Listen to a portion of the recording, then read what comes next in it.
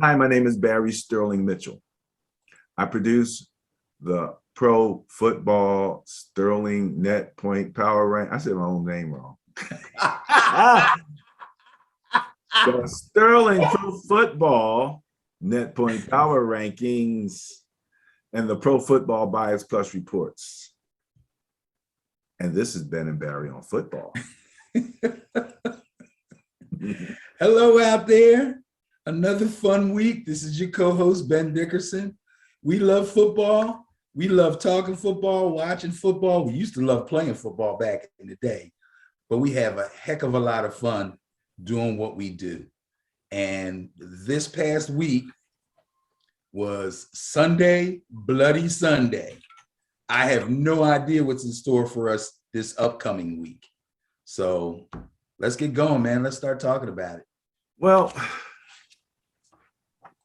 you said it, and I just want you to know that I'm literally doing some research on how strange this season has turned. And just looking through week 9 at the schedules and the scores and who won what, and just let me tell you one thing that stuck out that I thought was kind of weird, right? And I was looking at it. Week 4, the 2 New York teams. The Giants beat the Saints 27-21, and the Jets beat Tennessee 27-24. Was it? Well, I tell you what, so now the fact that you're reminding everybody of those 2 particular games, and then you look at where we are at this point in the season, the Giants win doesn't look so improbable. It kind of was back then, but I think I did call that win for us. But the Jets win over the Titans, when you look at it today, that's insane. Like, if people didn't know it, they wouldn't believe it. It's funny because when I look back at a lot of the scores from today's perspective, some I was like, okay, now I can understand that, or I can understand that. But there was just certain things that really stood out. I mean, it kicked off week 1 with New Orleans stomping Green Bay 38-3. I mean, everybody's like, huh? Nobody saw that. Nobody saw that coming. No, you know what I mean? Week 2, was it Carolina stopped New Orleans? All right. Carolina in and of itself is a crazy story. Very crazy. We're going to get into it. We're going to jump onto some of the rankings for the Sterling Pro Football Net Point Power Rankings. And we're going to just look at that real quick. But yeah, I'm kind of looking down at the different weeks, Ben. Week 5, Chicago beat Las Vegas. Week 7, Cincinnati beat Baltimore 41-17. It's like the score is the most surprising thing. The fact that they won, I think we talked about that division at the beginning of the season and said this could be a really tough, hard-fought division battles in all the games played in that division, especially if Joe Burrow came back the way that we thought that he would, which he somewhat has. So yeah, that's a rough division no matter what. But that score, nobody gets that. Nobody gets that. Last week, the Bias Plus report was 43%. That's like an all-time low. And I believe I was right there with you. So last week, you're talking about this week 10 that just passed? Well, look, I had 49ers. Yeah, right. I had 7 wins and 6 losses, so I guess I'm a little bit over. You might be a little bit over. There's a meme out that shows all of on the show where all the analysts pick who they think is going to win. Yes. And it shows everybody's name and everybody Rams. Yes. It was crazy. And the numbers said Rams, man. So, it's just that weird. So I enjoyed it. You can't fall asleep on none of these games. All right, let's take a look at last week, or the cumulative up to through week 10. It's not just last week. This is cumulative, 1 through 10. Again, love the symmetry. To your, I guess, my left anyway, you have in first place Buffalo, second place Dallas, and then look at that third place team, Ben. That third place team was the reason that I chose the intriguing game of the week, last week's game. Okay. On the opposite end, you have the Jets, Houston, Detroit, all of those teams that are vying for that first round #1 draft pick at this particular point. I'm not saying they're going for it. I'm not saying they're throwing any games, but when they start to talk about who's who in terms of placement for that pick, these are the names that you're saying right there. Now you know why, ladies and gentlemen. You take a look at the net point rankings again. These are average numbers. We usually deal with gross numbers until the bye weeks. So, like for example, if you took a net point of 10, and this is the 10th week, so it's really like a gross number of 100. In terms of how far they are above everybody else. So these bar charts would be a lot, would represent a larger number for sure. But we're doing averages because we have bye weeks and we want to keep everybody equal as much as possible. All right, Ben. So with 32 teams, we normally look at the top 8, but we're going to throw number 9 in here just for GP purposes. We're looking at ANP, average net points, APF, average points for, APA, average points against, and our friend Todd averaged out Todd, average turnover differential. So right off the bat, as you go across that #1 spot, your favorite AFC team, the Buffalo Bills, with a plus 16.1 average net points. Average points against, they're only giving up on average 15 points a game, and they're taking the ball away 1.6 times on average per game, more than they're giving it up. The only place that they're getting that big challenge right now is that Dallas team, who really ran up the score last week. I mean, there was a certain point where they was going for 2, and I'm like, is this practice, or is they really trying to embarrass these guys, or just what's going on here? Because it was already like 30-3 or something. But that's what they did. So they took that first place. The big surprise again, and I call it a surprise, but it's something that we've had our eye on, because we see the ascent. We see this team moving from, a team that was coming in maybe in the lower third, starting out, until they got it together. And the next thing you know, they're in the top half. And next thing you know, they're in the top third.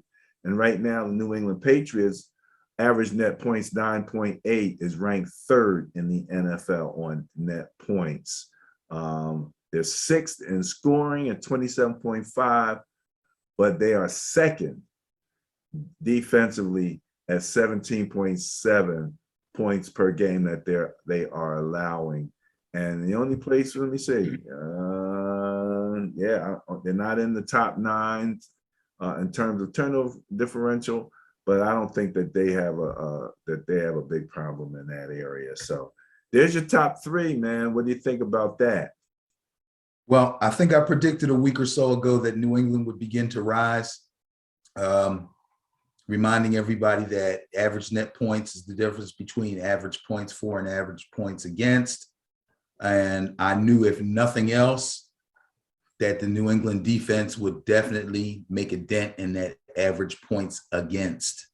Little did I know that Mac and Cheese would come out and throw for 3 touchdowns this last week, which helped them even more. Okay. But yes, the ascent of the New England Patriots was kind of expected, as was the descent of New Orleans. I think you'll see them eventually fall out of contention as far as the top 8 or 9 is concerned. Rams took a little bump there, but yeah, top 3, I'm happy with that top 3. I'm sure the Arizona Cardinals and the Tampa Bay Buccaneers are not happy about it. But, they got work to do. They got work to do. We talked a little bit about in the beginning how strange this season has been, especially recently. And one of the teams that seems to have been woven throughout the strangeness of the season is the New Orleans Saints. Kicking it off, as we said, with them just beating the pants off of the Green Bay Packers, and then finding themselves in all types of ups and downs from that point on. People beating them, you're not sure they're beating people, you're not sure that they're going to beat who. But they're coming in at 6. Tennessee, a lot of people think Tennessee is the number 1 team in the AFC. Net point wise, nope, they're number 7. And the Rams are behind them at 4.4. So that rounds out the top quarter of a 32 team league. And then we threw in Indianapolis, that 9th place, where Cincinnati's coming in. Seattle slipped in on defense. They're giving up 20.7 points per game, and they slipped in on average turnover differential. Look who's ahead of Seattle, Ben. What, in turnovers? That's not surprising. Yeah. Not surprising. Playing it right between Seattle and Dallas, much less.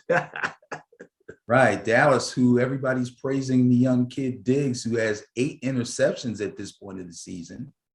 Well, let me put it this way, because I tell you what, real quick, I've been getting a lot of conflict. I've seen dirty, nasty arguments about Trayvon Diggs.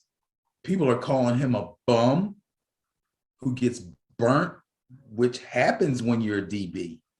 And people are saying he's the next best thing to freaking Dion. It's insane. It's way out here. It should be right here, but it's way out here. He's a young, fast defensive back who's feeling his way, and he's had a little bit of luck, but he's also got really good hands and a whole lot of speed. So he's going to make plays. He's going to get beat, and sometimes he's going to get beat badly. But guess who else gets beat badly? Jalen Ramsey, who people were saying, oh, he's no Jalen Ramsey. What happened to him this week? People really need to pump the brakes a little bit on some of these young players, man. Just let them play. Let them ball. Root for your team. Watch good football games and enjoy them. And stop trying to rank people so much. We're having a tough enough time ranking the teams. You know what I mean? Let me say this much, Ben, and I made this point on one of my rankings. We don't rank these teams. Well, yeah, I understand, but you know what I mean. Our system simply puts them in that position where we're going by net points. But I understand what you're saying. That is true, but you know what I'm saying. In other words, that's one of the reasons why we do it that way. Because you're trying to compare this. Think about this. Look at what he has going for him now in his linebacker and D line. He's got Michael Parsons. Michael Parsons is creating all types of havoc. If there's somebody's going to make a quarterback throw the ball a little less effectively, a little bit more on the errant side, and you might have a chance to go get that thing. He got people in front of him that's helping him. So as a team, you got to give it to them. They've improved themselves as a defense tremendously. But that's the point I'm trying to make. And I shouldn't have said we have trouble ranking the teams. We have enough trouble analyzing the rankings and how we see them and how we expect them to go, or why we think they are the way that they are, besides the fact that just the raw numbers put them where they are. Okay. No doubt about it. No doubt about it. Look at it the way you just explained it about Parsons and the pass rush and this and that. They only look at individuals. And that's a bad way to watch football, if you ask me. Now, folks have their own way of doing things, but why rankings are so important to folks nowadays, I don't understand. I think that should be left for, you want to rank people, you got to bring in old school guys and different eras and stuff like that. That brings on all different other kinds of arguments. But this kid's only been in the league. Come on. It's crazy. Give him a chance to grow. Oh yeah, no doubt about it. No doubt about it, man. I mean, I was just trying to take a quick look here defensively for the Cowboys because, again, last year, as I remember, and when I have this information, the Cowboys They were abysmal. were abysmal. Okay, so I'm just pulling it up. Let me go down, down, down, down, down, down. The Cowboys are coming in 32, 31, 30, 29, 28th. And net points. Oh, sorry, no. Defensively, points against. That's what we're looking at. Opponents' points per game, 28th. At this particular point in 2021, they're 10th in points. Right. And So I would like to give a shout out to Dan Quinn, who has basically turned a freaking horrible defense into a very respectable defense, pretty much single-handedly over the course of one season. which over the course of one season is not necessarily easy. I mean, a good coach, that's Not easy at all. So that's good And they've coaching. taken their lumps. They've taken their lumps. They haven't been dominant, but they've had dominant performances. And they just improved. You know, you can just see they're playing better. They're obviously better than they were last year. All of their stats are better, you know. All their analytics have improved. I'm just joking. You got to say that word like every day, don't you? Yes, I do, man. Yes, I do. Yes, I do. As I bow to the statue of Cynthia Freeland, the top analytics expert for the NFL. I just think that's hilarious. Anywho, let's get ready to look at the real drama that's coming up this coming weekend. Okay. You ready to look at the Pro Football Bias Plus reports? Yes, sir. All right, Benny, we are going to kick off Thursday night, TNF, with those same New England Patriots going to visit the Atlanta Falcons. Oh, the NFL channel just thought they would have to replay the Super Bowl between these two. So I'm sure the Atlanta fans were like just thrilled. Yeah, nobody, look, even Patriots fans don't want to watch that again. What a debacle. And it was my coach, right, all in the mix, right, calling the offense. Bias plus score of 20.1. 20, Benny, favors this rookie quarterback. You call him mac and cheese, leading the New England Patriots. Guys on the team are saying that they pull him aside and try to tell him jokes just to lighten him up a little bit because he's serious as a heart attack right about now. I heard mention of that during a broadcast where they said people were getting on him because they said he didn't smile enough. And they caught him smiling. Excuse me. They caught him smiling during the game, probably after he threw his third touchdown pass. So I thought that was amazing. It was a really huge smile. He was really, really happy. This one, we don't have to spend a lot of time talking about this one. Right now, well, Mac Jones plays better and better every week. Obviously, he's taken at this point, people are starting to say that he's the new Tom Brady. I know that's crazy, okay? But he's working with Josh McDaniels, who is a genius offensive coordinator as far as I'm concerned. People talk about what Brady did with less, with no-name receivers and all that over those years and winning those Super Bowls. Guess who was calling those plays? Guess who put those game plans together? Yeah, right, exactly. So now Mac Jones is working with him. Just last week, super efficient against the Browns. I thought that was going to be a decent game. It was a massacre. 198 yards, but 3 touchdowns, no turnovers. turnovers, nice solid run game. Patriots are cooking right now, and I've been talking about the defense. So I really don't think that the Falcons have much of a chance. I just saluted Matt Ryan last week, I think, about still having some juice left. But wow, maybe must have been smoke and mirrors because he took one on the chin last week. So, yep, got to go with the Patriots. All righty, Rooney. So we're going to kick off the Sunday slate of games. This is the first of the 1 o'clock slate. We have 1, 2, 3, 4, 5, 6, 7, 8, 9 games in the 1 o'clock time period. So you and I will be tuned in the red zone, getting as many little snippets as we can.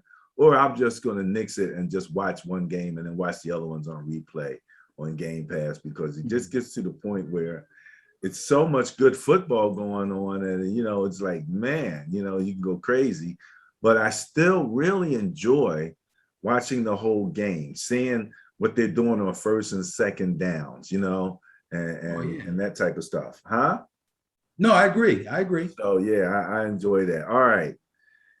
Colts at Bills. Bias plus score 12.8 favors the Buffalo Bills. Now, this is kind of funny. I'm going to go back one.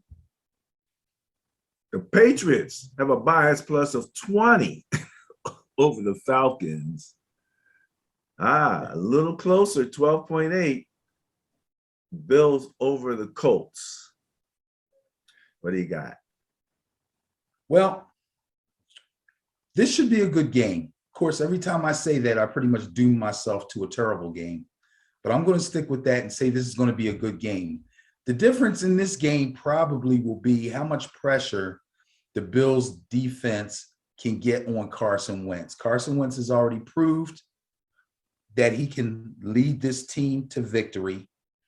He has the greatest crutch in the world named Jonathan Taylor, who keeps the chains moving and churns out 100-yard games week after week after week, which reduces the pressure on Wentz and allows him to throw the ball more when he wants to rather than when he has to, which is a perfect thing for a quarterback, especially one who's been known to be a little bit skittish in the pocket at times when he's pressured.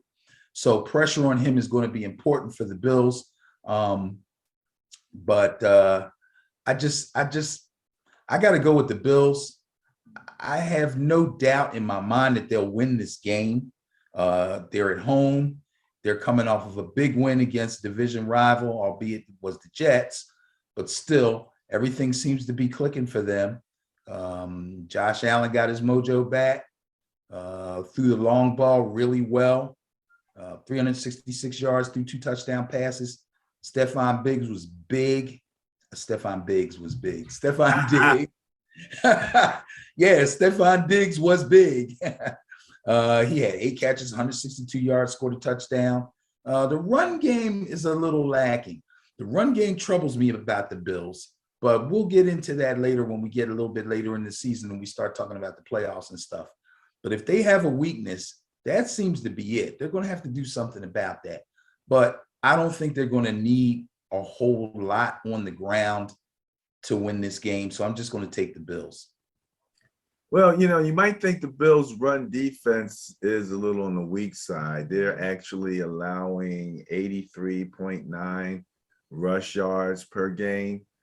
But since the Colts are allowing 113, that's pretty bad. That's 113 is even worse. So if the Bills can get a run game going, it'd be against the Colts. And we know the Colts can run the ball, no doubt about it. Like I said, Jonathan is a phenom, that gentleman. So this is an interesting game. I have this as one of the potential intriguing games of the week here. All right. I didn't choose this as an intriguing game because there's no way Baltimore is supposed to go in there and let Chicago beat them. But in a way, I'm kind of intrigued because I kind of root for Fields, to succeed.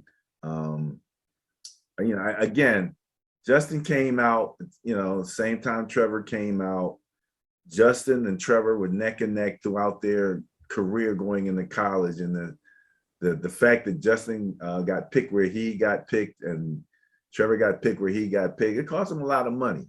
So now he's going to have to make all of that up.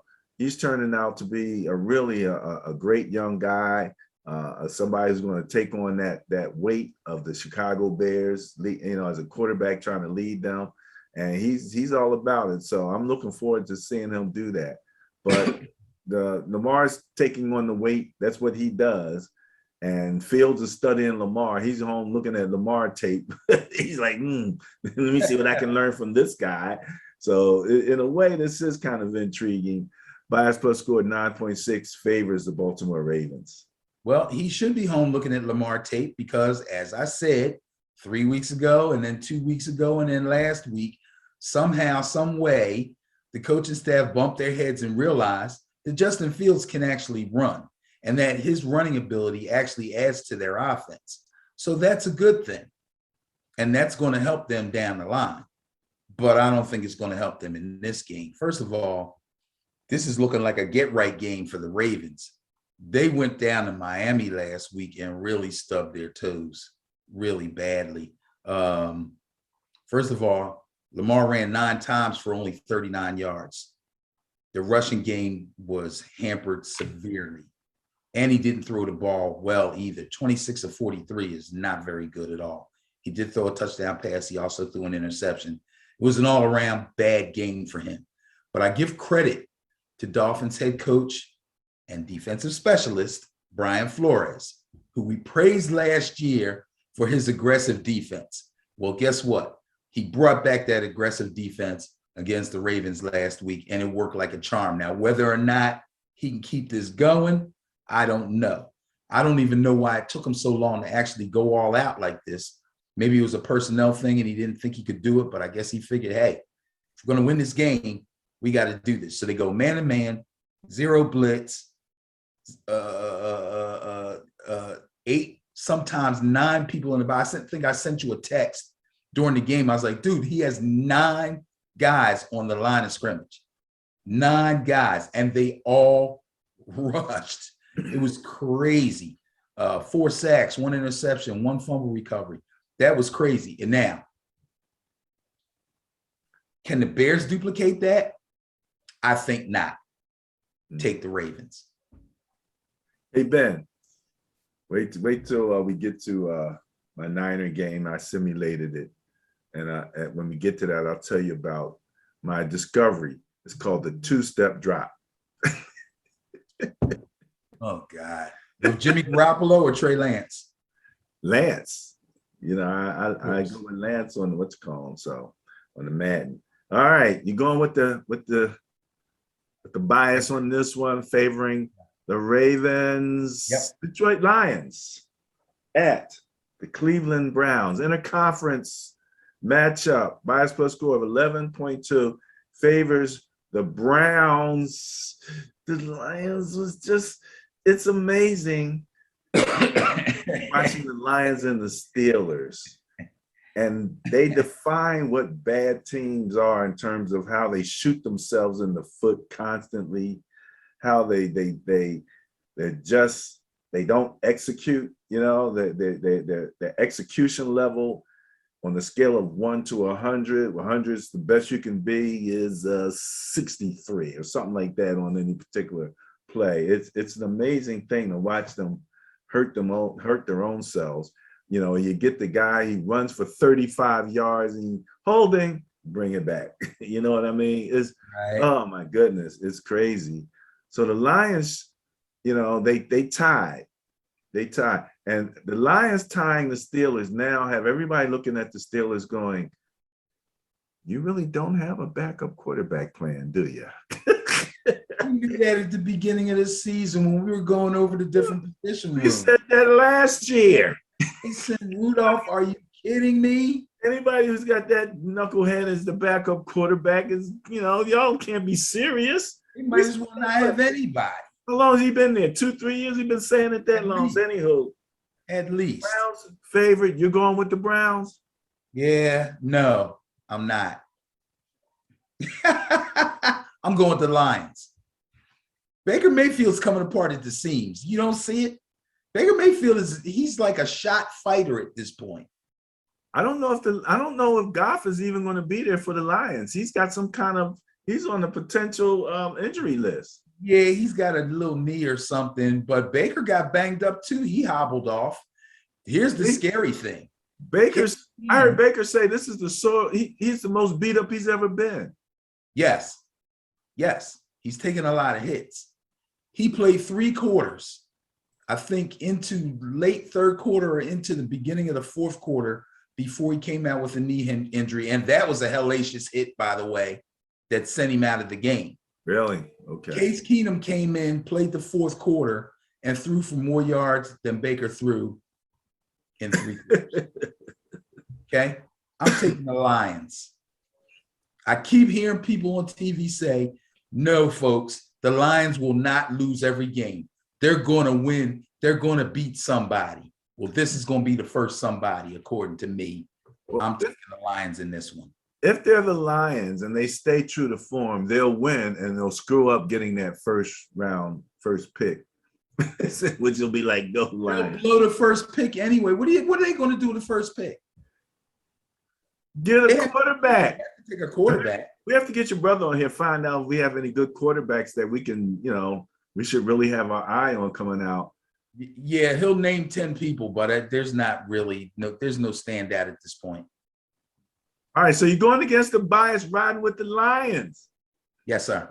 All right. I've been the one pumping the Lions since they played my Niners week 1. I just thought they had a lot of spunk, and I liked the way they came and they fought. But then, I just seen a couple things. It's like, Genie Christmas. Okay. All right, Benny, next up, we have the Houston Texans at the Tennessee Titans. Bias plus score 19.5 favors the Tennessee Titans. This is not one of my intriguing games of the week. There's nothing intriguing at all about this game.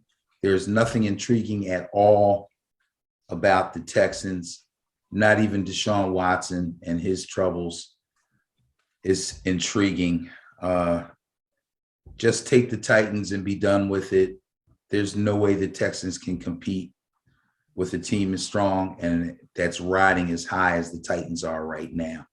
They have found the formula to basically be able to still put up at least 80% of Derrick Henry on the ground.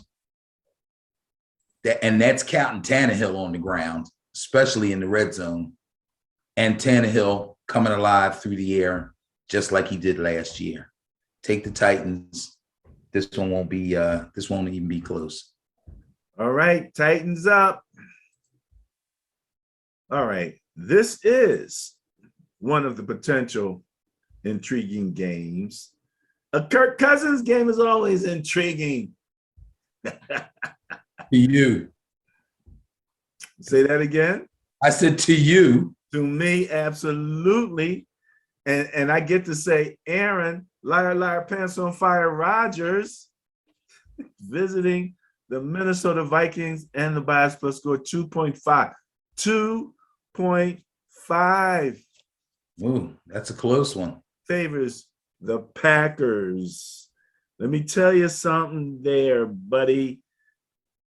Turnover differential, tied. Okay. It's only the net points that Green Bay has. Green Bay is, let's see, points for, they rank 19th. Minnesota on a points for basis ranks 14th. Problem is Minnesota points against ranks 16th. And Green Bay, surprise, surprise, like Dallas from last year, has found defense and they're ranked 3rd. They're only giving up 18 points per game. So Kirk has his work cut out for him. So you said Green Bay's giving up 18 points a game? Yep. And the Vikings are giving up what? 23.4. 23.4. Okay, cool. So, anytime the Vikings play, the first thing you got to think of is, am I going to get the good Kirk Cousins or the bad Kirk Cousins? We've seen the bad Kirk Cousins. We've talked about him. You've laughed at him. We've had a whole bunch of fun. Last week, we got the good Kirk Cousins in a game against the Chargers that I believe I called for the Chargers. Now, somebody said that the Packers defense looked really good last week. But I saw Russell Wilson look really, really bad. So although you're telling me that the Packers defense is only giving up 18 points a game, I mean, I'm not going to say I'm not buying it because the numbers are the numbers. But I tell you what, I'm going with the Vikings in this game. I think we see the good Kirk Cousins again. They're home. Dalvin Cook is running well. They didn't even really have to use him that much last week against the Chargers. Cousins handled things most of the way. Excuse me. Their offense is just as balanced as ever. And they were able to put together a scheme to slow down Mr. Justin Herbert. I was impressed with that. So I like what's going on with the Vikings right now. I think they fixed some of the little minor issues that they've had, and they're going to prove it by beating division rival Green Bay this Sunday. Take the Vikings. That's an interesting thought. With Green Bay shutting out the Seahawks over the last 3 games, their defense is actually in first place, only allowing an average of 11.3 points per game over the last 3 games. So I'm interested to see what their defense really looks like because, we talked about Aaron Rodgers, what he needs and offensively, but no doubt about it, last year they had the #1 offense. They scored more points than anybody else in the league. And we can see that he can score points, even though they're not the top point scorer, and they're actually 19th in points for this year. But, Aaron Rodgers is still Aaron Rodgers on the football field. Excuse me. Aaron Pencil Fires Rodgers is still just a wizard on the team. So, okay, you're going to flip the script and go with the Minnesota Vikings. And the other thing I say about Kirk Cousins, good, Kirk Cousins, bad, Kirk Cousins, I don't see that as a game-to-game situation. I see that as an inter-game, quarter-to-quarter situation with Kirk Cousins. So keep your fingers crossed, buddy. I would agree with you if they really had to lean on him to get it done by himself and make sure that he connects with Thielen and Jefferson, and that's all that powers their offense. But I can't remember the Packers stopping too many really good #1 running backs. And Dalvin Cook is, in fact, a #1 running back. So if they get the ground game going and they keep the offense balanced as they have in his good games, then he will have another good game. So on top of that, Rodgers was only out 1 game and came back, and he looked like he missed as many games as Russell Wilson looked. He almost looked as bad as Russell Wilson, almost. Wilson was horrible. We'll talk about that later. But Rodgers was rusty. He struggled. He looked horrible. If not for the little bit Aaron Jones did in the first half before he went out, and then A.J. Dillon, a.k.a. Jerome Bettis Jr., coming in and basically destroying the Seahawks defense single-handedly, that might have been a different game. Well, it could be. It might have been 7-0 because Russell was horrifying. It was scary. I didn't want to look at it. But Green Bay's allowing 107.2 yards rush per game. There you go. Vikings are allowing 130 per game. So, okay, there you go. You made your bed with Kirk Cousins. I've done it before. 2 defenses that are kind of surprising us. One is the Miami Dolphins. We're going to talk about the other one, which is the Panthers, Carolina defense showing up a little bit. But the Dolphins at the New York Jets, they're coming up north. 8.9 buys plus scores favors those Dolphins over the Jets. And I understand that they brought in special forces to deal with these Miami Dolphins by the name of Joe Flacco.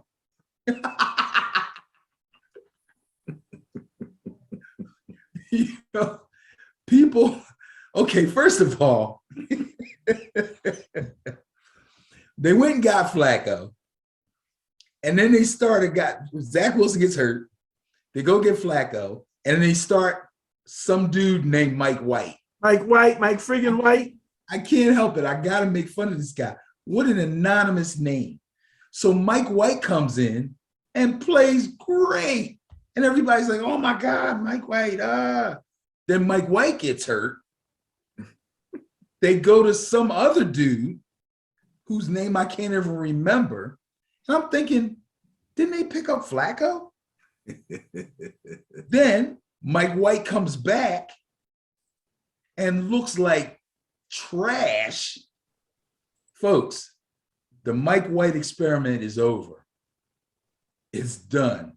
And they're finally maybe going to bring in Joe Flacco. Depends on Zach Wilson's health. He has not been ruled out yet. Oh, I don't think he's playing. You don't think he's coming back? No, I don't think so. I don't think they officially ruled him out yet. But hey, look, what do the Jets have to lose other than the #1 draft pick? You might as well let Flacco go in there, say all the right things, and then whatever happens, you can't lose, because if you lose, you win, and if you win, you lose. Well, first of all, who are you tanking for? If you win, you win. If you're the Jets and you want the #1 pick, who are you tanking for? You already have your quarterback in the future. Who are you tanking for? We have to discuss that on the next show. You have no clue. They don't even have a clue. Folks, take the Dolphins. I like the way Tua's been playing lately. Well, you know something. If I'm gonna feel empathy for anybody, it's Tua, because they just talk around Tua like he ain't even there. Well, but I tell you what, his coach believes in him, because Jacoby Brissett started the game. He wasn't bad. He's 11-23, 156. He got injured. Tua was the emergency quarterback because his finger supposedly was still hurt. He came in, threw a couple balls. Brissett came out of the medical tent, ran back and forth, and was like, Coach, I'm ready. And Coach was like, I'm cool. Go sit down. And he left Tua in the game. So guess what? And he won. And he won. So guess what? The Jacoby Brissett experiment is over in Miami. We shall see. We shall see. Tua's back. It's still what's this week 11 coming up? Yes, sir. So we still got, out of 17, 6 more games. So we'll see, because it's going to become one of those things where who's left standing by week 15 going into 16. I mean, anybody can sustain an injury, but what are you saying? You saying Tua's brittle?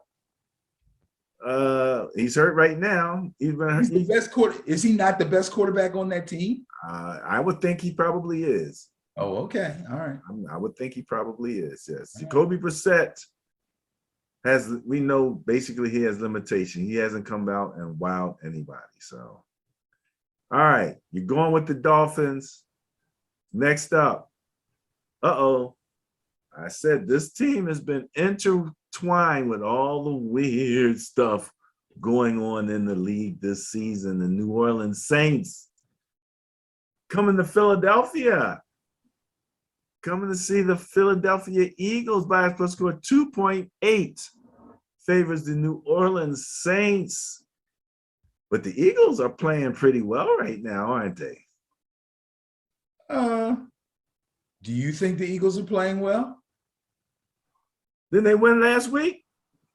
Yeah. No, that's playing well. Because they won last week? Yes. Are you serious? That's one reason, yes. You didn't just say that. Hey, wait. By 17 points, they won. Oh, my God. First of all, the Saints actually should have beat the Titans last week. Okay? Titans had some luck on their side. They also got lucky, and they found a replacement for Julio Jones. Some dude, I like saying some dude. Some dude is like, I'm letting you know the guy's anonymous name. some dude named Marcus Johnson Okay. caught 5 passes for 100 yards out of nowhere. Okay. But the Saints really had some bad luck in that game and probably should have won that game. Kamara was out. Ingram played well. I don't, this is not going to be a gimme, but I must say this, and people know, we live in Philadelphia. You're a Niners fan. I'm obviously a New York Giants fan. So people just, because Eagle fans are the way that they are, they just assume that fans of other teams are going to be like them against the Eagles. That is not true. Let me say this. I've said good things about Jalen Hurts. I've said he's a winner. I've said he's tried to put this team on his back in several games so far this season. I've talked about some of his numbers being done in garbage time, but getting into garbage time is not his fault. Trying to dig his way out of garbage time is what he's been doing. But right now, last week he threw 2 touchdown passes. He was very efficient, 16 to 23. He did throw an interception, but he also ran 14 times for 53 yards. His 547 rushing yards are second only to Lamar Jackson right now. Right now. Wow.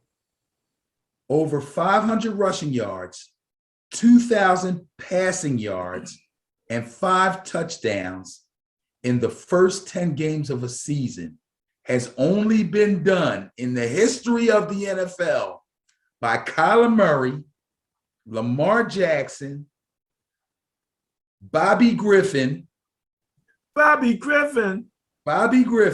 third. and Jalen Hurts.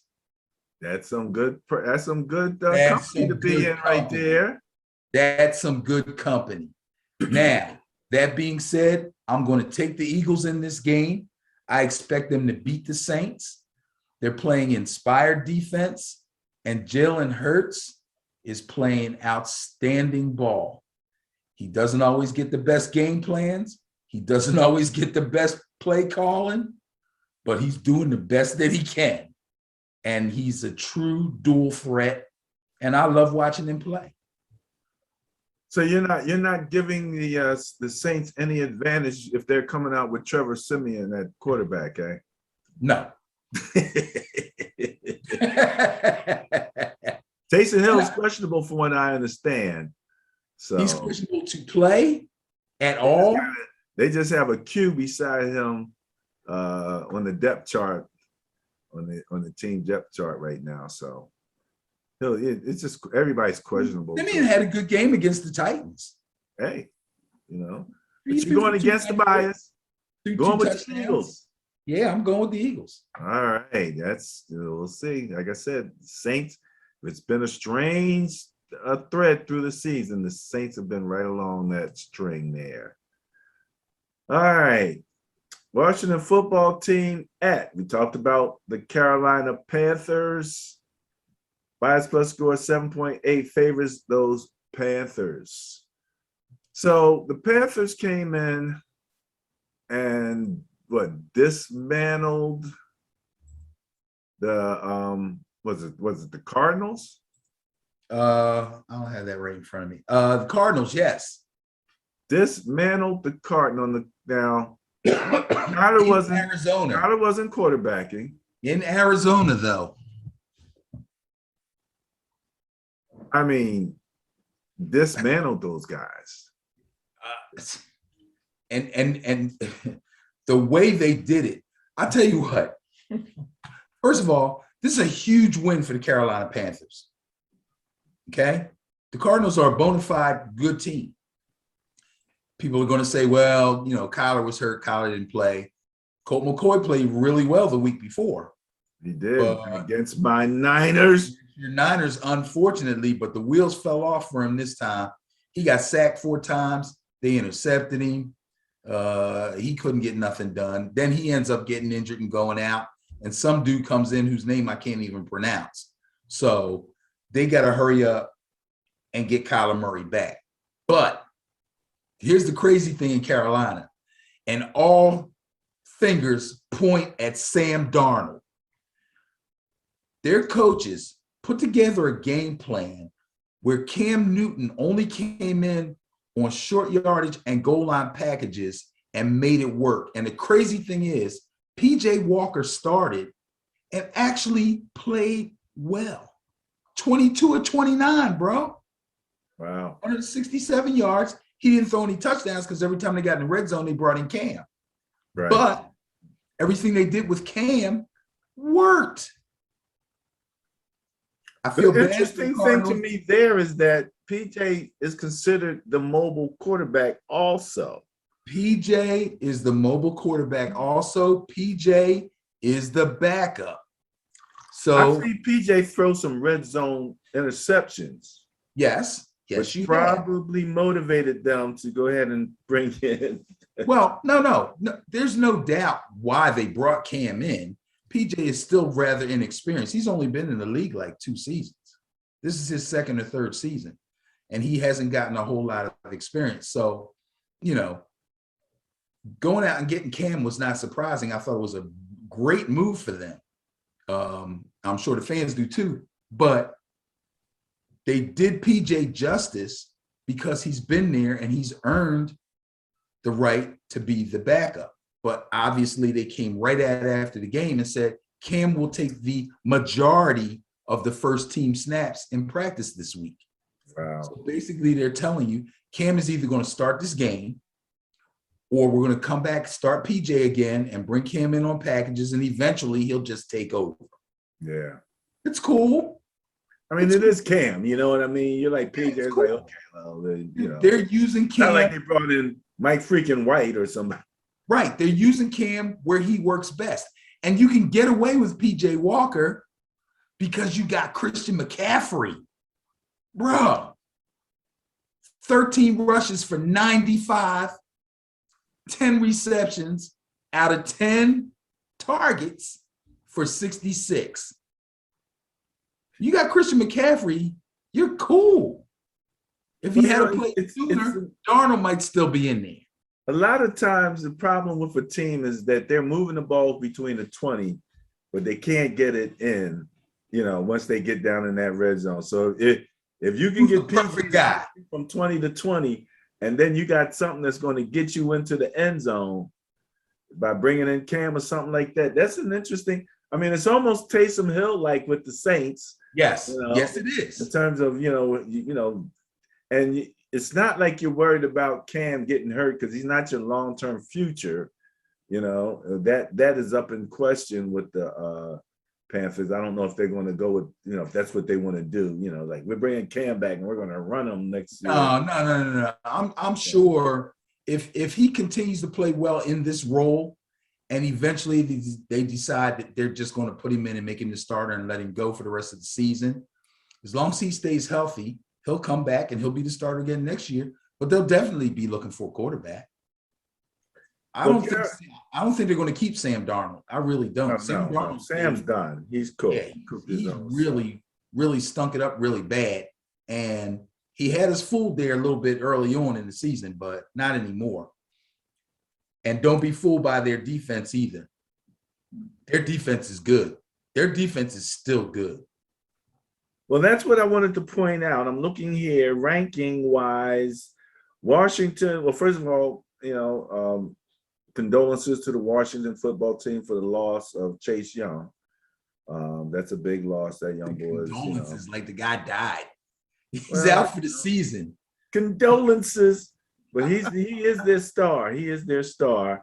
Washington ranked 20th. Heineke had a big win, right? So yes. Heineke's still trying to hang in there as a factor. They're ranked 28th defensively, Ben, giving up 27.3 points per game. Now, Carolina is only ranked 21st offensively, but there's a whole new quarterback regimen going on this. We have to see how that works. But they're ranked 6th defensively. They're only giving up 19.3 points per game. So that's but beat the Buccaneers last week. How about that? How about that? 2 teams are playing each other this week that had 2 huge wins last week. Panthers beating the Cardinals, Washington football team beating the Tampa Bay Buccaneers, coming off a bye.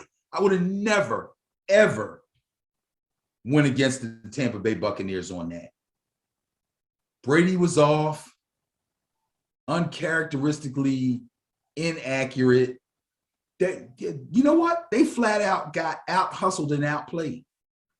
Washington brought the noise, man, and Tampa Bay wasn't ready. I don't know if they thought they were going to lay down. I don't know what they thought. You're going to bring back the V word for Washington? No, no. I'm not going to do that. But I will say this. Taylor Heineke was good with the ball. He didn't do anything crazy. He had a couple of nice runs. He didn't fumble. He didn't throw any picks. There was no turnovers. Antonio Gibson ran the ball well, scored 2 touchdowns on the ground. They controlled this game, kept Brady off the field. In fact, I think their last drive was a very long time consuming. It might have been a 10-minute drive or something. I think their last drive is actually kind of up there in the history of long drives now. Yes. Yeah, they might have a drive memorandum in the Hall of Fames or something like that. And when you think about it, it was against Tampa Bay. Now let me ask you a question. I heard Bruce Arians talk about his defense, and he said, well, we're stupid right now. He actually called them stupid. Yeah. What? I mean, that's calling them out right there, man. Well, first of all, that's kind of the way he talks. So I don't think that's going to mean a whole heck of a lot to the team. That's the way he talks. You remember some of the things he said about Brady last year, and people were going, oh, can't talk about Tom Brady like that. But that's the way he communicates. So they're kind of used to that kind of stuff. For him to call them dumb and things that they did were stupid and this and that, it's almost like he doesn't want to say what really happened. But then if I remember correctly, he finished the interview by saying, and it comes from the coaching staff. Right. He didn't starts with the coaching staff, didn't he? Right. So he threw them under the bus and then he jumped under the bus with them. Okay. All right. Well, as long as he jumps under the bus with them. As of right now, Panthers are favored by a split score 7.8, and you're going with?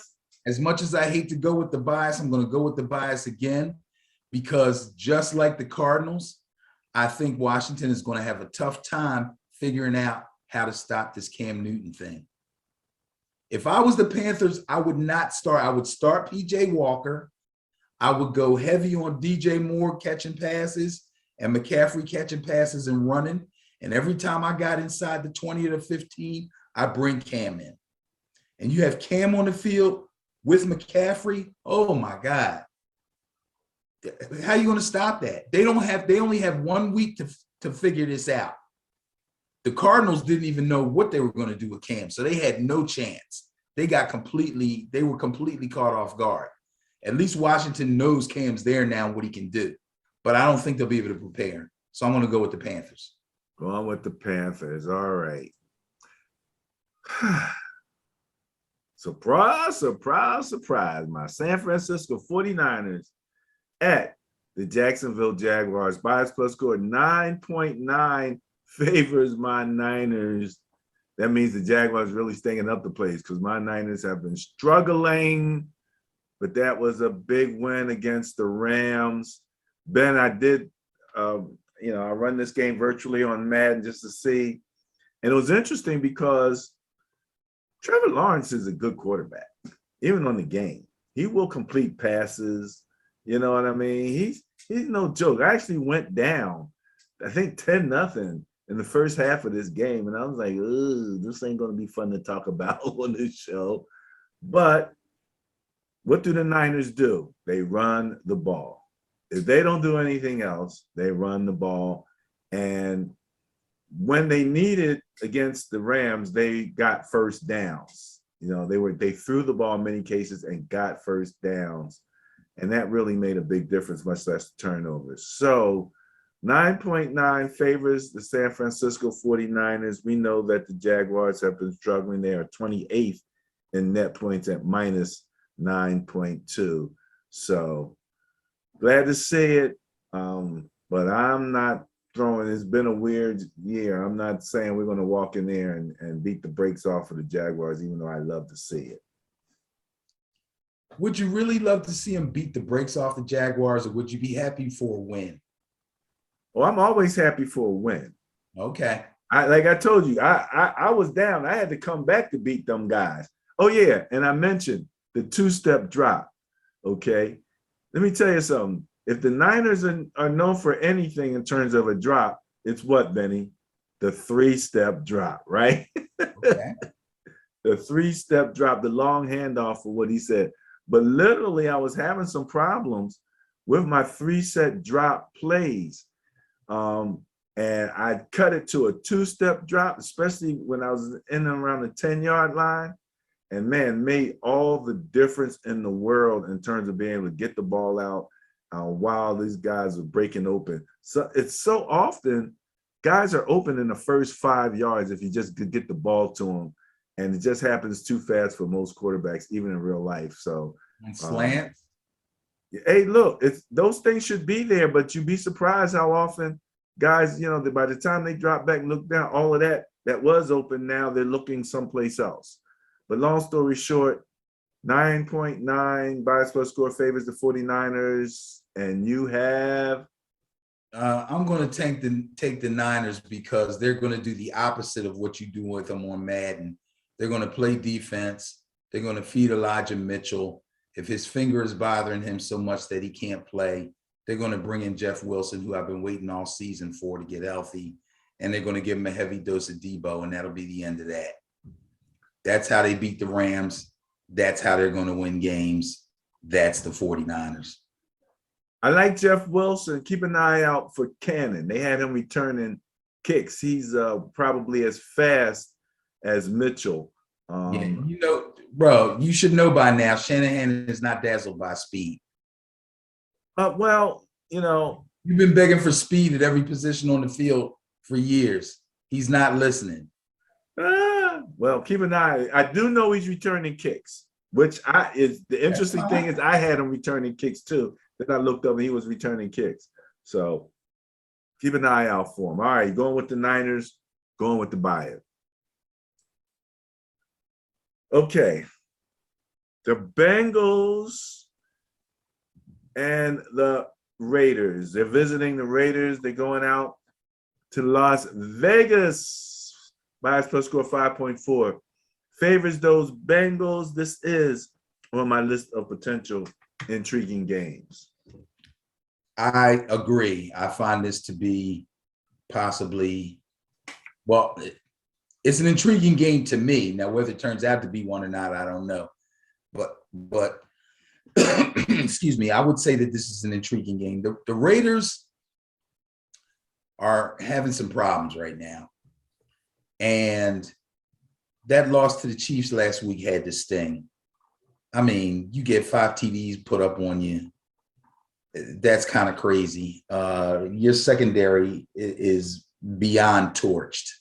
How they're going to rebound from this, I don't know, especially with Cincinnati coming off the bye with a healthy Joe Burrow and a healthy Joe Mixon running the ball, and Jamar Chase and T. Higgins and Tyler Boyd.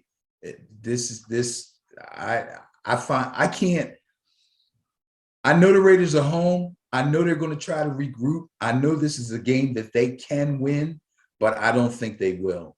I think they're taking a beating. The best player on their team right now is Derek Carr. And he's basically force feeding the receivers.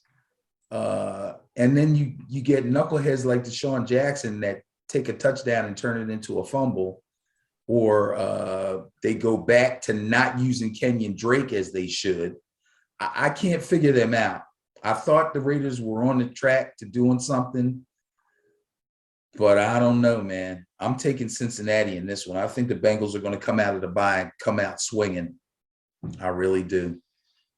All right, going with the bias and the Bengals, Cincinnati. Next up, Ben, intriguing game. This is the NFL apparently game of the week. I think they pretty much already named it that. Your Dallas Cowboys visiting the Kansas City Chiefs. It's the Cowboys and the Indians. Bias plus score 9.2 favors the Dallas Cowboys. And people are saying that with last week's win, the Chiefs now have their swagger back. Is the swagger going to be enough to deal with the number 1 offense of the Dallas Cowboys and the number 10 defense? Interestingly, the Dallas Cowboys are number 10 in defense. The Kansas City Chiefs are number 10 in offense. The big difference is Chiefs being 21st defensively and Cowboys being first offensively. Again, that all favors the Cowboys. But if the Chiefs got their swagger, this could be a fun one. Getting your swagger back around this NFL this year does not necessarily mean you got it all the way back. You might have it back for a week or so, but you can very easily lose it again. We've seen top teams fall to teams that we didn't think had any chance of beating them. We've seen teams that were riding high lay humongous eggs. This is one of the craziest seasons ever. You gotta love the NFL. It's never chalk. It's never what you think it's gonna be.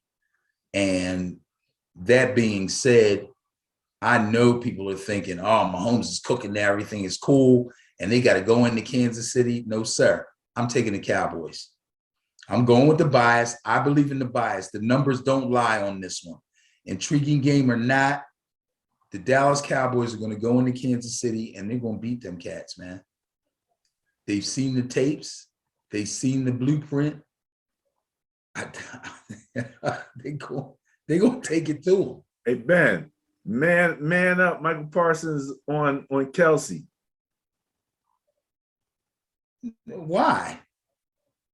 If he's chasing Mahomes around, he won't be able to find Kelsey. I like that better. You like that one better? I like that better. All right, going with the bias, Dallas Cowboys. All right. All right, this is the last of the 4 o'clock, 4:30 group of games on Sunday. The Arizona Cardinals at the Seattle Seahawks. We are talking division weirdness. NFC West, bias plus score 10.9 favors the Arizona Cardinals. And with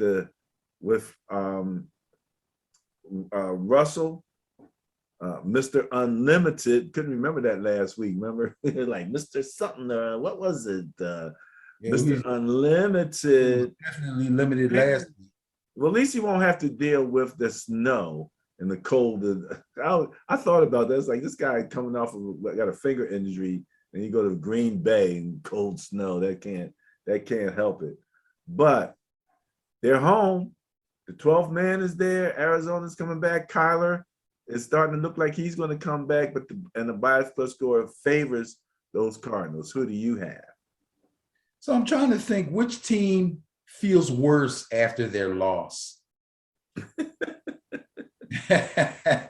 Panthers beat the Cardinals 34-10 in Arizona.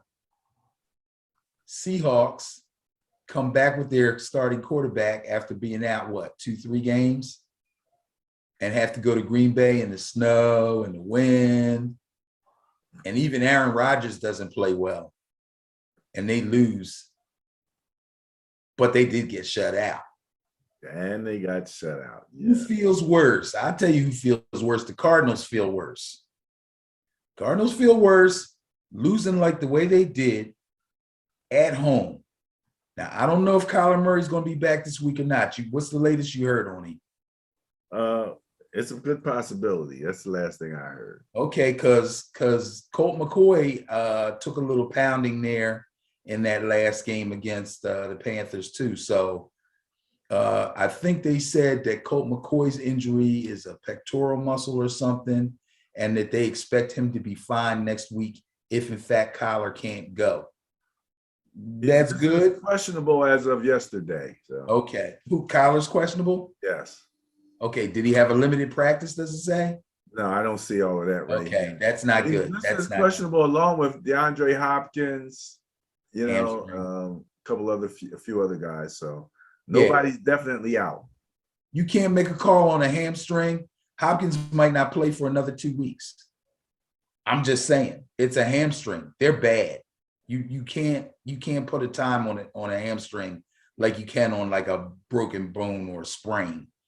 But yeah, I'm taking the Seahawks in this game. I think Russell bounces right back. All he needs is one more week of practice to get himself together. Now, it's not going to be easy. The Cardinal defense is still really tough. Okay. But Lockett and Metcalf have not been playing well. They really haven't. They haven't made things any easier for Russell Wilson. Not that they should have to, but I'm just saying, sometimes you got to like really bear down and run your routes in a specific way to kind of help your quarterback out. I don't think that they're doing that. Also, they're not getting much from the running game either. I don't think Chris Carson's going to be ready this week. He should be ready next week, but this week they're going to have to go with Alex Collins again, and he hasn't been great. So it's kind of all on Russell, but I think he's going to get it done. I'm taking the Seahawks. Going with the Seahawks over the Cardinals. Big bounce back, and them beating the Cardinals helps you. Well, yeah. That would be true. That would be true. Now, the funny thing is, my man DK Metcalf, did you see where he got thrown out of the game? I heard about it. I didn't see it. What the heck did he do? Did he do something dumb? Well, he trying to fight somebody, man. What? He gets thrown out the game. But no, that's not the fun part. Then he tries to sneak back in the game after he got thrown out. Like nobody knows it's going. You can't go back. They had to usher his little butt out to. Bro, it's not high school, bro. It's not little league. Everybody like, what are you doing? Everybody knows who you are. We like try to pretend that he didn't know he was kicked out. You know, how do you pretend you're not like 6'4" behemoth walking with green hair and a baby pacifier for a mouthpiece? Yeah, he probably thought maybe if I act like I don't know that I'm thrown out, that they'll let me slide. Like he's playing up at Simon's or something. You know, come on, man. That's immaturity. I don't like to see it. And the Seahawks are not in a position to have a main player getting goofy on them. So hopefully, I tell you what, Coach Carroll's numbers might be getting numbered. I've never heard his name mentioned with the word hot seat, but I don't know. He might be wearing thin up there. All right. We shall see. But you're going with the Seahawks. Yes, I am. Going against the bias. All right, Benny. That wraps up the 4 o'clock, the early evening slate of games for Sunday. Are you ready for Sunday night football? Yeah, what's up? Are you ready for Sunday night football? We have the Pittsburgh Steelers and the LA Chargers. The host being the Chargers, they're going to go out to SoFi Stadium, bias plus score 0.4. 0.4. That's less than half of 1. Favors the Chargers.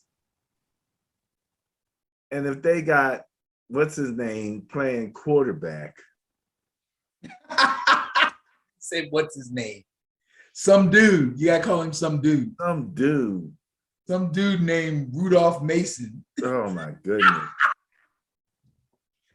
Bro. It's a asterisk beside the word genius of any coach who has him as his backup quarterback. You just have to put an asterisk there. He's a genius coach. Well, there's an asterisk there. There's one little he had a quirk in life. I like Mike Tomlin, so I refuse to blame that on Mike Tomlin. That's an organizational move, keeping him there for some reason. Well, We're trying to keep the black man down. No, I'm just saying maybe yeah, because Yeah. He said, yeah. okay. There's a lot of stuff going on here. The fact that he's still the backup tells me that the Dwayne Haskins experiment may have failed. Oh, did you hear Dwayne Haskins was I'm very sad about that. during the game? What'd he say? No, I didn't hear anything yet from him. I just heard a report that he was spotted on the cell phone during the game. Dwayne Haskins. This last game? Yes. On the bench. He's making a phone call. Wait, did he dress for the game? Or I'm assuming he did. Again, I just heard a report. I didn't, I wasn't focused in on Dwayne Haskins, and I don't think I'll ever focus in again on Dwayne Haskins. I mean, if he wasn't active, and there's a possibility that if you're on the field and you're on the bench, you're probably not supposed to use your cell phone. But if he was active and he was dressed, that's definitely a no-no, without a doubt. So, all right. I don't Point know. 4 favors the Chargers. I don't know. I'm taking the Chargers. But man, here's the thing. Big Ben might play, he might not. He's come back from COVID, right? So I think the last thing I read was there's a good chance that he'll test positive enough that he'll be able to get back. But Big Ben's not playing well. That's negative enough. Test negative. Test negative. Yeah, I'd rather see him test negative and play as crappy as he's playing than to have to look at Mason Rudolph again. Put it that way. Okay. He threw 50 passes last week. His freaking arm is probably hanging off by a thread at this point. He threw 50 passes. And guess how much yardage he accumulated? 242 yards. Are you kidding me? But Ben, they're saying that his numbers are equivalent to Roethlisberger's. They literally said that. What numbers? Dude. He doesn't play enough. Numbers they're looking at, they said they were equivalent to Roethlisberger. Oh God! I need to go back and find that clip just for my own credibility. I'll find it and put it up on. I just want to know who said it. Facebook. Just tell me who said it. I think his coach said it. No. All right. No. Don't eye on Ben and Barry. Don't make me not like Mike Tomlin. I like Mike Tomlin. I'm gonna find that. That will make me not like Mike Tomlin. Because they're making excuses, and when they said it, my eyes almost flipped over, and I'm like, "What?" It didn't make sense to me. But okay, you're going with the Chargers. Yeah, absolutely. On Sunday Night Football, I love these feature games where everybody gets to watch the whole game. Because you got to be a real football fan. A lot of other people, they can't sit and watch the whole game. We do. Speaking of, right, I know you've been waiting for this. The Monday night game, we went from my team to your team on Monday night. New York Giants visiting the Tampa Bay Buccaneers with 11.5 bias split score favoring Tampa Bay. 11.5. That's it. Spanked by Washington. 11.5. That's it. That's it. Take the Giants.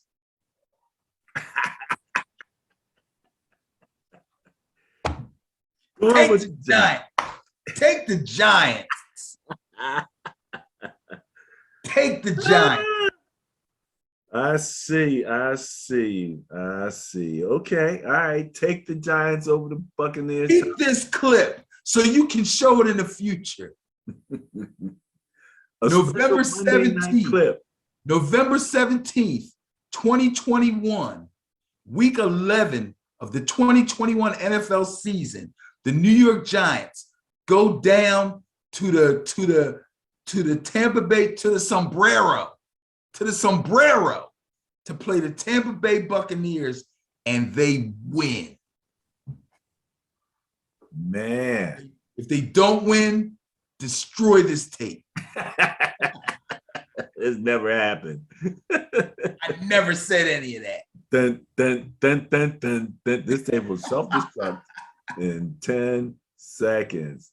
All right, but you put your foot in your mouth now. You've gone with the New York Giants. Yeah, I'm going to take the Giants. Well, take the Giants. I think it's going to be a slugfest. It's going to be close. It's going to be some weird plays. There's going to be some really big plays, both sides, and the Giants are somehow going to win this game. Well, that's the question. I mean, the number one, I don't know how. The Tampa Bay Buccaneers are number 3 offensively. They are scoring 31 points a game, and that's the biggest differential between the two teams because defensively, they're ranked about the same. The Giants are 19th and Tampa Bay's 18th defensively. Right. So, Saquon's back. Is Saquon back? Saquon's back. Saquon's back, baby. Well, Saquon's back, then all the rest of the stuff. Ben, I'm going to take a look at the stats on play action. I heard you talking about play action with Justin Fields before. Yes. And you know your Bills apparently are the number 1 play action team in the NFL. That doesn't make sense to me either because they don't run the ball well. Analytics. It's crazy, man. It's in there. We're going to find out more about it. All right. These analytics guys, real quick, these analytics guys don't care if you can run the ball well or not. They only care about the end result. So if the end result says the team plays well and they win, when they do this, then they say you should do this. You know what's funny? 2 things. Number one, if I'm the defense, you can get away with play action, first down, second down, short yardage. But these guys are these guys are doing play action. It's 3rd and 17. I'm like, wait a minute. The defenses in the NFL are not that dumb. They're not biting on that play action. They're not going, oh, he's going to run it. I'm going to give up this deep. I don't see it happening. Something's going on with that. This is not making sense. Especially if you have a blitzing team. It's not like play action right into a blitz. That's one of the more fun things. And I did understand, matter of fact, with my Niners, they were saying Jimmy Garoppolo is operating a lot more from the shotgun so that when he play actions, he doesn't have to turn his back to the defense. Yeah, that makes sense. So, yeah, the things are happening, you know, they're making adjustments, etc. So, all right. Before we leave the Bias Plus reports, let's take a look and give a congratulations to the NFL Week 10 Bias Plus Buster of the Week. We talked about them. We talked about what they did. We talked about how embarrassed the Cardinals are going to be. They're so embarrassed, they're going to go up there and lose to Russell Wilson. Unfavorable Bias Plus score of 16 plus 16.4. Net win of plus 24, giving them the highest Bias Plus Buster score, 40.4 of the week. I thought my Niners was going to win this week, man. I was like, I did Niners, too. They're going to get this week. Nah. Yeah, when I saw the result of the game, because I went to bed early, I was so tired. And I went to bed early, and I normally stay up and watch that game. And I'm thinking, man, the Rams are going to beat them. And I'm playing a guy in fantasy in my main league, or one of my main leagues. He had Stafford. And I was only up by like, I don't know, 5 points. I'm like, this guy's going to beat me. And I get up that morning, and I had somebody in the game too. I forget who I had. I think I had Elijah Mitchell. And yeah, I won. Stafford had like 10 fantasy points. I'm like, what? And let's keep an eye out on Von Miller, because he had maybe 1 or 2 good plays, but he wasn't really a factor either, you know? And they were saying, they're like, well, the Niners throw the ball over the middle, apparently they don't throw it to the edges, but they run to the edges. So you have to protect the edges as well as the middle. And Run to let me the say this edges. much. Kittle makes all the difference in the world. They run to the edges. They throw up the seams to Kittle. They'll send Debo anywhere. And you can't ignore Ayuk, even though he's not having a good season. He can't be ignored. He's too athletic and has too much potential to hurt you. So you can't ignore him. That's the good thing you guys got going for you. As long as y'all can find the end zone, you can take the heat off of your defense. And then your defense, if they can get the other team in a position where they can't consistently run the ball, you can win games. So you got to keep that up. But the Panthers, their defense is real. I always thought they were real. People were dropping them in fantasy, but it was because they were losing games, but they were losing games because they couldn't generate any offense. They weren't scoring touchdowns. They weren't making any plays. Darnold, the loss of McCaffrey, they had a lot of things going wrong. Robbie Anderson, not even involved. DJ Moore can't handle that by himself. Everything's starting to come together now. So, good job, Carolina Panthers. Congratulations, Carolina Panthers. All right. Bias Plus, Buster of the Week, NFL Week 10, 2021. We are about to just finish out with the current events. Things happen, and again, our motto being football is life. So we got to take a look at all the stuff that's going on that's affecting football and affecting life. Let's take a quick look at the Ben and Barry on Football page.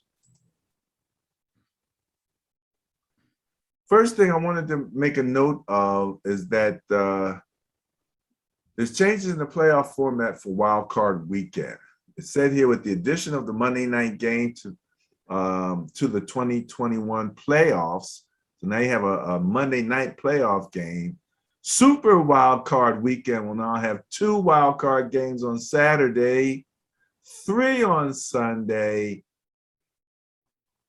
and 1 on Monday.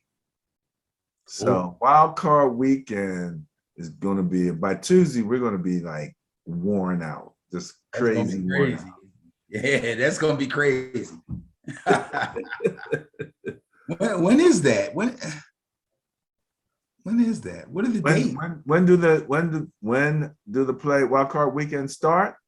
Yeah. At the end of week 18, which I'd have to go in and take a look. Yeah, I mean date-wise, like it's December, right? January. Somewhere in there, yeah. January. Yeah. All right. You better be able to run the ball. I'm with it. And then the remaining bye weeks. Man, I did a fantasy alert. What? How the bye weeks break down in NFL 17 games. So there's still some bye weeks left. And so I just thought I'd put that out there so people could take a look at the upcoming bye weeks and prep for their fantasy adjustments.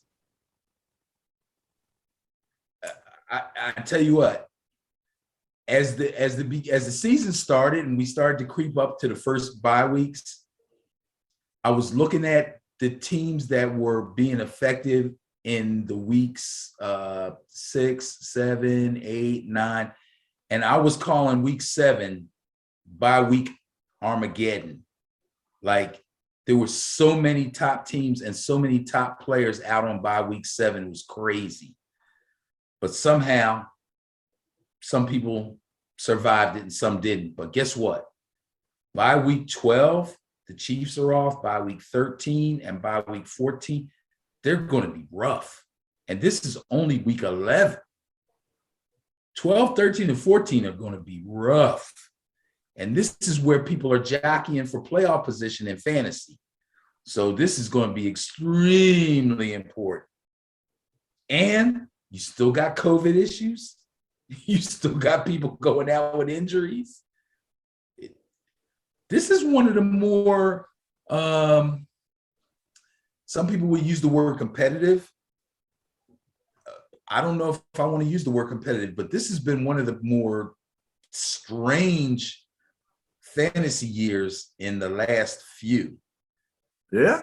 There's so much stuff happening and so much jockeying for position. It's insane. People are now talking about the Titans got the easiest schedule going through, and they've already locked up the AFC South, and the Eagles should go undefeated from here on because their schedule is.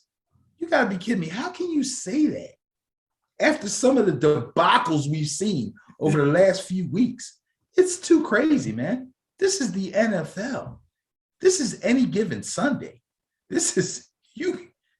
There's nothing guaranteed. Man, let me tell you something. You're so right on that. I mean, we know that NFL wanted parity, you know, but where we think it did not exist, all of a sudden it exists, you know, and then you have teams coming along that really weren't being talked about in the preseason. You and I, when we talked about in the preseason about what the Patriots were doing in terms of free agency, number one, they were doing free agency. We're like, oh, wait a minute. These guys are spending some money here. They're getting tight ends. They're trying to get a little bit of speed, you know? What the heck, you know? So, yeah, man. And then you start to see the fruits of some of this labor in week 10, week 11. The crazy thing is they got Hunter Henry and Jonnu Smith to revive the old New England 2 tight end system thing. Hunter Henry's been a little bit more lively as far as the passing game is concerned. But Jonnu Smith, their running game is cooking right now. Some dude named Ramondre Stevenson. Yeah, he's being mentioned in the fantasy circles. Bro, people were picking him up left and right. Today was the day that guys came off waivers and became free agents every Wednesday morning. He was flying off the boards. Really? Now, here's the tricky thing, though. Damian Harris is in concussion protocol and might be cool by the end of the week. But Ramondre played so well, might turn into a committee. These are the things you got to look at when you play fantasy. You gotta really be in the room. You gotta be in the locker room. Like you gotta put this stuff together, man. All right, what's up? We got highlights. So I just want everybody to know, come to Ben and Barry on football on Facebook, and you will get the highlights. I'm going to try to make sure that we bring in a highlight of each game so that you can go back and take a quick look and see what happened every in game. those games. That's cool. That's cool. So now, everybody out there, if you watch us, you know that you could come to our Facebook. That's our Facebook page, right? Yes, sir. You can come to our Facebook page and you can watch the highlights of any game you want. So if you're arguing with somebody about a play or something, you know you can go right here and you can find that play. If you're looking for your particular team, maybe you missed the game or you weren't sure about something that happened in the game with the team that you were rooting for, you can go right here and you can find it. So that's big, man. That's good. I'm going to use that myself. Well, you mentioned the word argument. You didn't mention fight.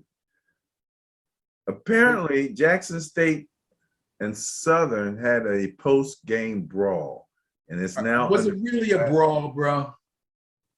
Did you watch it? No. You didn't see it live? No. Did you?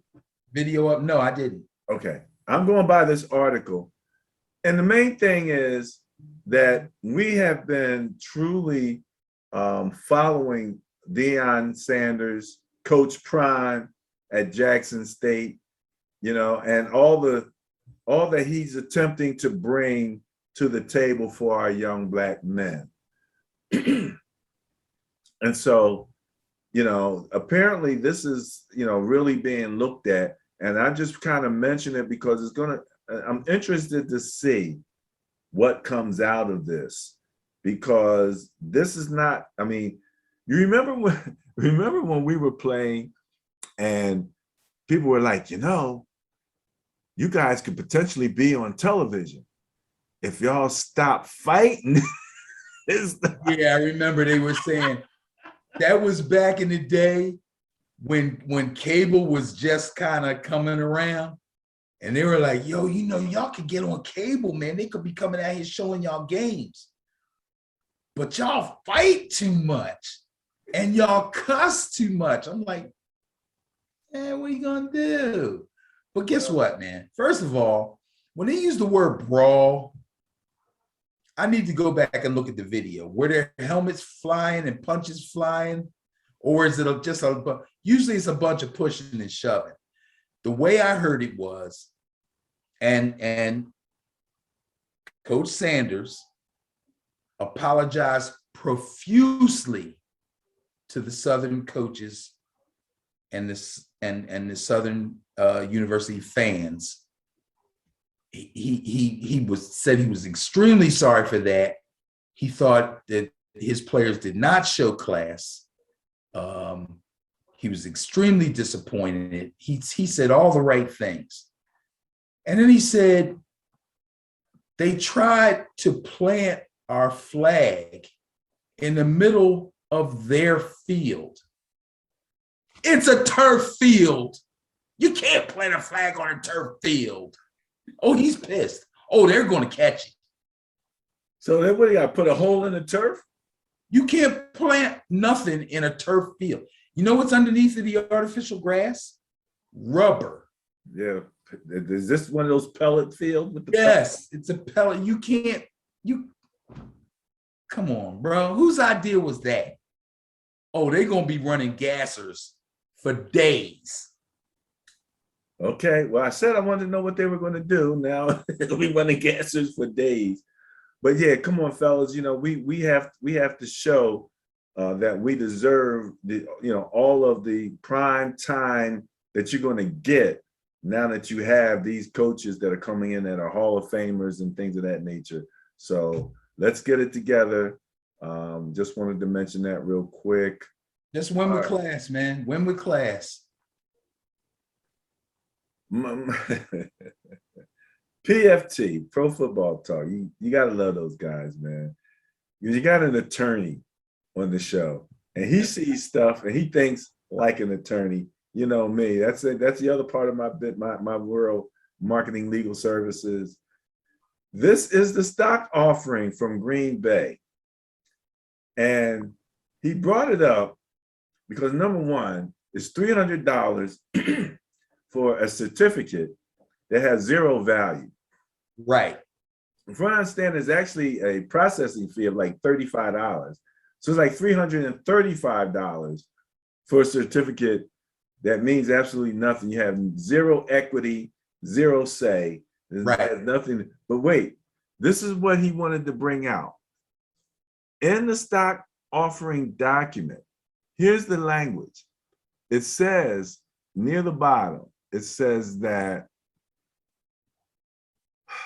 a shareholder of an NFL member club, if they've been guilty of conduct detrimental to the welfare of the NFL, and among other things, the commissioner has the authority to fine such shareholders up to $500,000 and to require such shareholders to sell his or her stock. So, you know what that means, right? What? So, Joe Blow spends his, how much? $335? Yep. Get his worthless piece of paper. Right. And then he frames it and hangs it on his wall. Right. He's a proud cheesehead. He's right. a proud Packer fan. And he goes to the field and he gets drunk and he pulls his pants down and jumps out of the stands and runs on the field. 500 grand, boy. 500 grand. He just ran on the field. 500 grand. You just embarrassed the NFL. And you're a shareholder of an NFL team.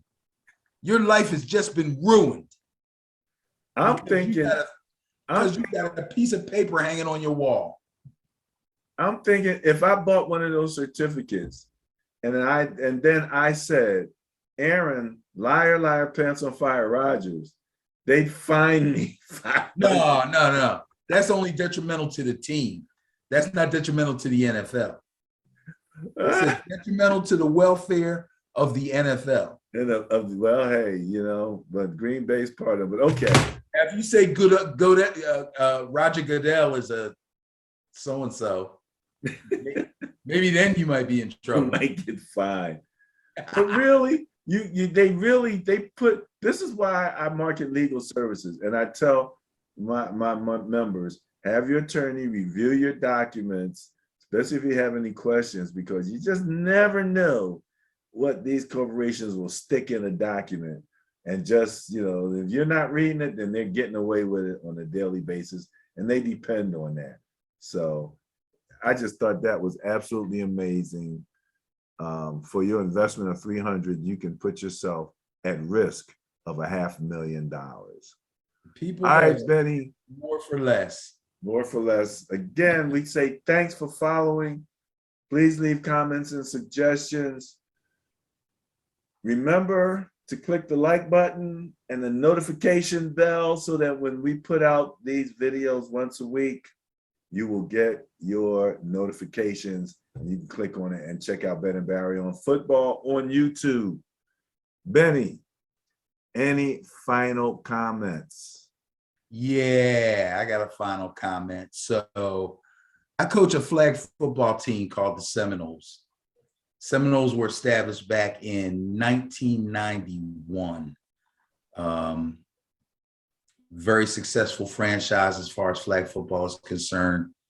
Been in national tournaments up and down the East Coast, all over the country, just about.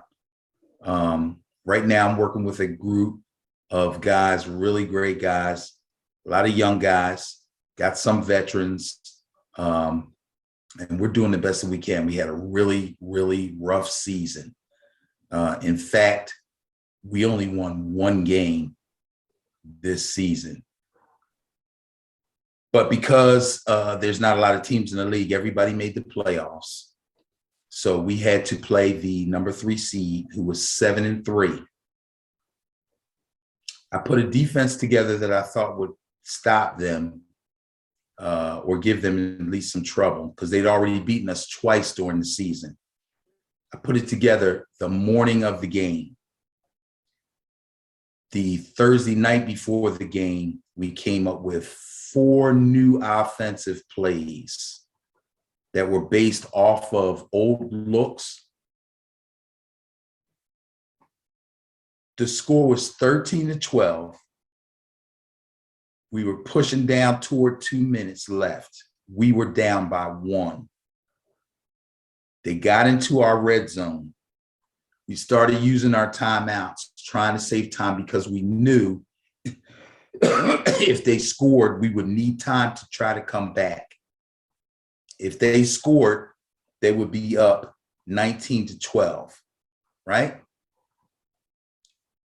If they got the extra point, they'd be up 20-12, meaning that we would have to come back, score a touchdown, and get a 2-point conversion just to tie, to hopefully go to overtime. We used all our timeouts, got a timely sack, and stopped them, and then rolled down the field with a few seconds over 2 minutes and no timeouts, and scored and held on and won the game. My team that won 1 game this season is in the semifinals Sunday. Wow. Go Noles.